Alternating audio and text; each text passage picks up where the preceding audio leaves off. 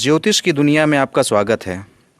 यदि आप ज्योतिष सीखना चाहते हैं तो मेरे इस चैनल को सब्सक्राइब कीजिए, और यदि आप चाहते हैं कि वीडियो अपलोड होते ही आपको सूचना मिल जाए तो अलार्म बटन को ऑन करें, और यदि आपको वीडियो पसंद आए तो लाइक और शेयर करना न भूलें।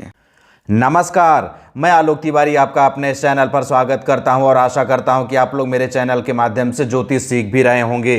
ज्योतिष सीखने की इस श्रृंखला को आगे बढ़ाते हुए आज हम पुनः आपके सामने एक नया वीडियो लेकर के प्रस्तुत हुए हैं। तो आइए सबसे पहले हम यह जानते हैं कि आज के वीडियो में चर्चा का विषय क्या है, आज हम किस विषय पर बात करने वाले हैं। प्रस्तुत है आज के वीडियो में चर्चा का विषय, दृश्यकांड कुंडली के किस भाव से क्या देखा जाता है। दृश्यकांड कुंडली भी लग्न कुंडली की तरह ही दिखाई देती है। दृश्यकांड कुंडली में भी 12 भाव होते हैं और सभी भाव में अलग अलग कारक छुपे होते हैं। सभी भाव अलग अलग कारकत्व का प्रतिनिधित्व करते हैं। तो कौन से भाव किस कारकत्व का प्रतिनिधित्व करते हैं, अर्थात किस भाव से क्या देखा जाता है, आज की इस वीडियो में संपूर्ण जानकारी आपके सामने प्रस्तुत की जाएगी। सबसे पहले एक कुंडली का डायग्राम ले लेते हैं। किसी भी कुंडली का लग्न यही होता है, चाहे वह दृश्यकांड कुंडली का लग्न हो चाहे लग्न कुंडली का ही लग्न हो। और यहां से 1 2 3 4 5 6 7 8 9 10 11 और 12 इस तरह से भावों का क्रम होता है। राशियां बदलती हैं लेकिन भाव नहीं बदलते हैं। तो किस भाव से क्या देखा जाना चाहिए, आइए समझते हैं। प्रथम भाव अर्थात लग्न भाव, दृश्यकांड कुंडली के लग्न भाव से या प्रथम भाव से सहोदर के जीवन तथा जातक का सहोदर के साथ रिश्ता देखा जाएगा। सहोदर अर्थात अपने छोटे बड़े भाई बहन। सहोदर होंगे या नहीं, आपके भाई बहन होंगे या नहीं, स्वयं का परिश्रम, सामान्य पहल तथा प्रेरणा, जीवन के प्रति झुकाव व रुचियां, जीवन के प्रति आपका कैसा झुकाव है, आपके जीवन में आपके मन मस्तिष्क में कैसी कैसी रुचियां उत्पन्न होती हैं, वे सब भी दृश्यकांड कुंडली के लग्न भाव से ही देखा जाएगा। द्वितीय भाव, द्वितीय भाव से अपने से छोटे सहोदर के धन, खर्च तथा सहोदर से धन प्राप्ति के बारे में जानकारी प्राप्त करेंगे।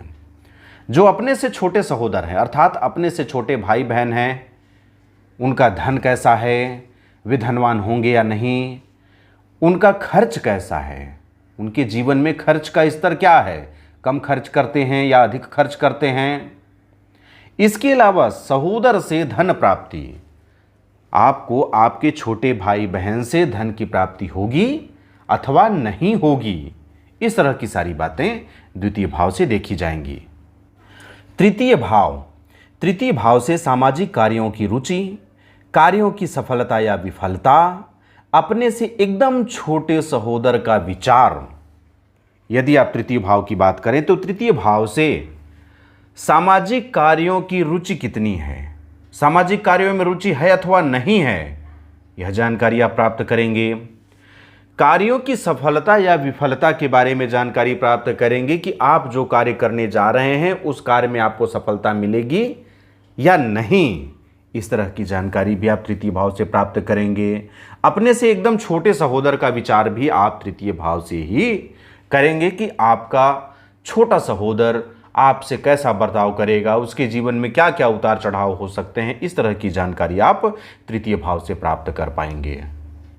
चतुर्थ भाव, चतुर्थ भाव से आप सहोदर की खुशियां तथा सहोदर से प्राप्त खुशियों के बारे में जानकारी प्राप्त करेंगे। सहोदर की खुशियां अर्थात वह कितना खुश है, दूसरी तरफ सहोदर से प्राप्त खुशियां अर्थात सहोदर से अर्थात अपने भाई बहनों से आपको कितनी खुशियां प्राप्त हो रही हैं, खुशियां प्राप्त होंगी भी या नहीं, यह सब बातें देखी जाती हैं। और इसमें विशेष तौर से भौतिक सुख सुविधाओं वाली खुशियां देखी जाती हैं।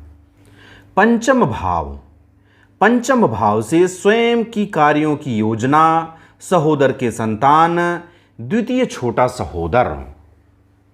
आप यहां पर जब देखें तो पंचम भाव से आप स्वयं के कार्यों की योजना देख पाएंगे कि आप अपने कार्य में क्या क्या योजनाएं बना सकते हैं, योजना बनाएंगे भी या नहीं, ऐसी काम करते जाएंगे। सहोदर की संतान अर्थात अपने भाइयों के संतान के बारे में जानकारी प्राप्त कर पाएंगे। द्वितीय छोटा सहोदर अब यहां पर द्वितीय छोटा सहोदर का मतलब क्या होता है, आप कितने नंबर के भाई बहन हैं आप देख लीजिए, आपके बाद जो होगा वह प्रथम छोटा सहोदर होगा।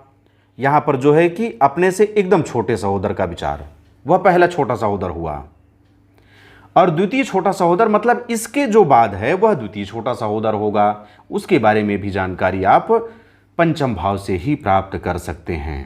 षष्ठम भाव, षष्ठम भाव से आप कार्य क्षेत्र में आने वाली बाधाएं देख सकते हैं कि आपके कार्य क्षेत्र में बाधाएं आएंगी अथवा नहीं आएंगी। यदि बाधाएं आती हैं तो कैसी बाधाएं आएंगी, इस तरह की जानकारी आप दृश्यकांड कुंडली के षष्ठम भाव से प्राप्त कर सकते हैं। सप्तम भाव, सप्तम भाव से यौन आकर्षण तथा आकांक्षाएं, सहोदर का व्यवसाय, सहोदर के जीवन साथी का विचार देखा जाएगा। दृश्यकांड कुंडली के सप्तम भाव से आप यौन आकर्षण देख सकते हैं, यौन आकांक्षाएं देख सकते हैं कि आप युवावस्था में कैसी कैसी यौन इच्छाएं रखेंगे। सहोदर का व्यवसाय क्या हो सकता है, आपके भाई बहनों का व्यवसाय क्या हो सकता है। सहोदर के जीवन साथी का विचार कर सकते हैं कि सहोदर का जीवन साथी कैसा होगा या कैसी होगी, अच्छी होगी, खराब होगी। अष्टम भाव, अष्टम भाव से आयु, खर, इच्छा पूर्ति में आने वाली बाधाएं, इस तरह की जानकारियां प्राप्त कर पाएंगे।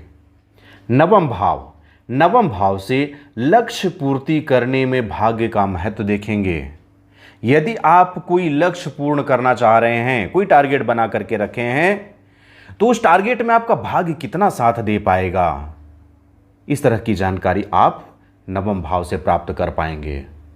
दशम भाव, दशम भाव से आप देखेंगे कि इच्छा पूर्ति हेतु किए गए कर्म का फल क्या होगा। इच्छा पूर्ति, आपके मन में कोई इच्छा है, उसको पूर्ण करने के लिए आप कोई कर्म कर रहे हैं, उसका परिणाम क्या होगा। मान लीजिए आपके मन में एक इच्छा उत्पन्न हो रही है कि आपको एक नया घर बनाना है। नया घर बनाने के लिए आपको कर्म करना पड़ेगा। कर्म करने की पहली सीढ़ी क्या होगी, आपको पैसे इकट्ठे करने होंगे, फिर जमीन खरीदना होगा। यदि आपके पास पैतृक जमीन है तब तो कोई बात नहीं, यदि पैतृक जमीन नहीं है तो आपको जमीन भी खरीदना होगा। जमीन खरीदने के बाद उस पर कंस्ट्रक्शन का काम होगा, तब जाकर के आपका घर निर्माण हो पाएगा। इस इच्छा की पूर्ति के लिए आपको बहुत सारे कर्म करने होंगे। उसी इच्छा पूर्ति हेतु किए गए कर्म का फल दशम भाव से देखा जाएगा कि आपको उस कर्म का फल मिल पाएगा, आपका नया मकान बन पाएगा अथवा नहीं। एकादश भाव, एकादश भाव से इच्छित वस्तु प्राप्त करने हेतु किया गया परिश्रम।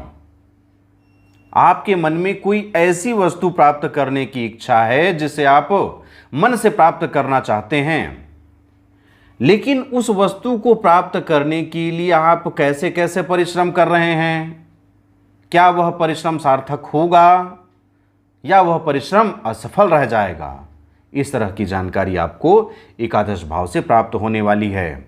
यदि आपकी इच्छा है कि आप मोटरसाइकिल खरीदना चाह रहे हैं, मोटरसाइकिल खरीदने के लिए आप परिश्रम में लगे हैं, पैसा इकट्ठा करने में लगे हैं, लेकिन क्या आप वास्तव में मोटरसाइकिल खरीद पाएंगे।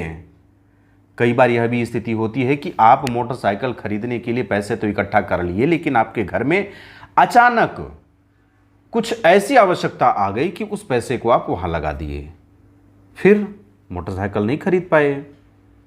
तो एकादश भाव से यही देखा जाएगा कि इच्छित वस्तु प्राप्त करने हेतु किया गया परिश्रम सार्थक होगा अथवा नहीं।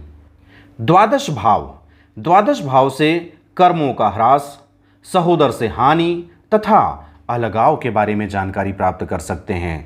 द्वादश भाव से आप अपने कर्मों का ह्रास, कर्मों से क्या क्या नुकसान हो सकता है, आपके कर्म कहीं ऐसी तो बर्बाद नहीं हो रहे हैं, सहोदर से हानि होगी अथवा नहीं, सहोदर से अलगाव होगा अथवा नहीं, ये सारी बातें द्वादश भाव से देखी जाएंगी। अब यहां तक यह बात तो हो गया कि पहले भाव से लेकर के 12वें भाव तक में क्या क्या देखी जाएगी और उससे क्या क्या हमें जानकारी प्राप्त हो सकता है। लेकिन वे जानकारियां कब फलीभूत होंगी, यदि इन भावों में शुभ ग्रह स्थित हैं, या वे भाव शुभ प्रभावी हैं, तब तो सब कुछ सही होगा। यदि वे भाव ही गड़बड़ हैं, उन भावों पर पाप ग्रह हैं, पाप ग्रहों की दृष्टि है, ऐसी स्थिति में सारे परिणाम विपरीत होने लगेंगे। यदि नवम भाव पर कोई अशुभ ग्रह बैठा है, किसी अशुभ ग्रह की दृष्टि है, ऐसी स्थिति में लक्ष्य पूर्ति करने में जो भाग्य का महत्व होगा वह विपरीत होने लगेगा, भाग्य साथ नहीं देगा। यदि दशम भाव में कोई अशुभ ग्रह बैठा है, दशम भाव ही पाप कर्तरी में फंस गया हो, अर्थात किसी भी प्रकार से आप देखें दशम भाव पीड़ित हो, तो इच्छा पूर्ति हेतु किए गए कर्म का फल आपको नहीं मिल पाएगा। लेकिन इसके विपरीत यदि यह शुभ प्रभाव में है, यहां पर शुभ ग्रह बैठे हैं, यहां पर शुभ ग्रहों की दृष्टि है, तो निश्चित रूप से इच्छा पूर्ति हेतु किए गए कर्मों का फल आपको प्राप्त होगा। इस तरह से दृष्टिकांड कुंडली में ग्रहों की स्थिति के अनुसार आप इस बात का फलादेश जारी कर सकते हैं। अब अगले वीडियो पर हम दृष्टिकांड कुंडली के फलादेश के बारे में जानकारी प्राप्त करने वाले हैं। यदि इसी तरह की ज्योतिष की कक्षाएं निरंतर आप प्राप्त करना चाहते हैं तो हमारा चैनल सब्सक्राइब करके घंटी का बटन ऑन कर लीजिए, जिससे कि जब भी हमारे चैनल पर कोई भी ज्योतिषी कक्षा उपलब्ध कराई जाए तो सबसे पहले सूचना आपको ही प्राप्त हो। आप मुझे आज्ञा दीजिए, मिलते हैं अगले वीडियो पर। तब तक के लिए जय हिंद, जय भारत, बम बम भोलेनाथ की जय। जय गुरुदेव।